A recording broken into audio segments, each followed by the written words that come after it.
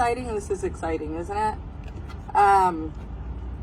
We are finally doing this. It's always fun when you come in as a new mayor and you get to see the end result of something that started honestly way before I was ever a commissioner. I came on the commission in 2016, and this started actually even before that. So just a little history. Bob kind of talked about it already.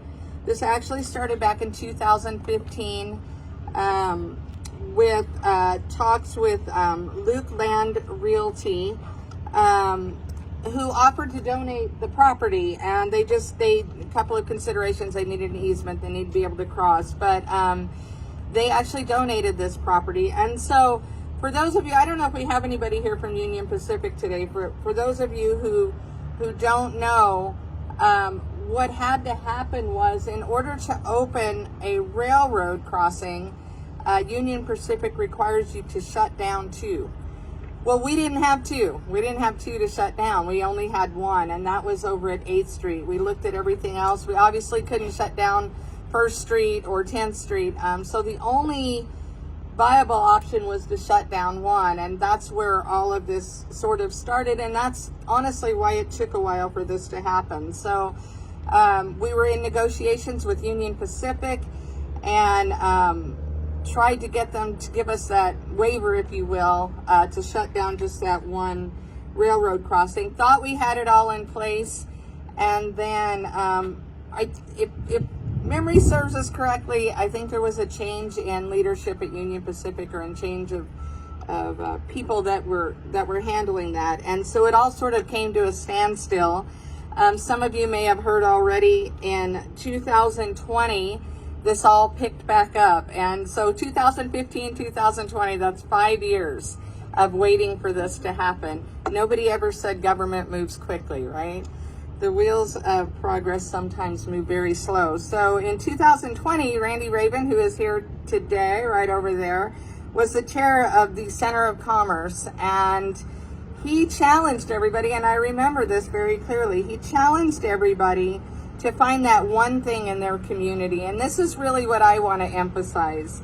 He had a book. It was called The One Thing. If you haven't read it, I suggest that you do. I'm sure we could find you a copy of it. It's a great book.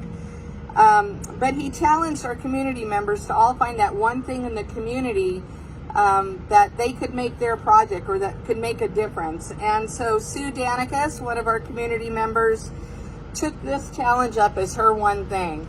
And she literally called Union Pacific every day for, we figure, at least a year. So the only thing we can decide is maybe they just got tired of hearing from her and thought that they better start talking to us. Whatever works, right? But they did. And so talks started back up again. We were able to get the approval to move forward with this. And in 2021, we actually awarded the dirt and paving contract to La Luz Dirt and Paving. And things got started, and I can't believe it's been since 2021. It seems to me like since then it's moved pretty quickly, but apparently it's been 2 years. And so here we are today, and really what I want to emphasize with all of this is going back to that one thing. In our community, we have two options. We can sit back and we can complain about what's not being done, or we can take up the mantle for those things that we think are important, and we can be part of the solution. And because we have people like Randy and like Sue and many others that decided that they wanted to be part of the solution, that is why we're here today. What a difference this is going to make. Yesterday I was in a meeting, and Bob alluded to it earlier. I was in a meeting and I just said, hey, don't forget, we're going to have the opening for the Scenic extension. And the cheers in that room, there was probably maybe 30 people in that room, and those 30 people were so excited. And I get calls all the time. People want to know, when are we going to open this up? When is this going to happen?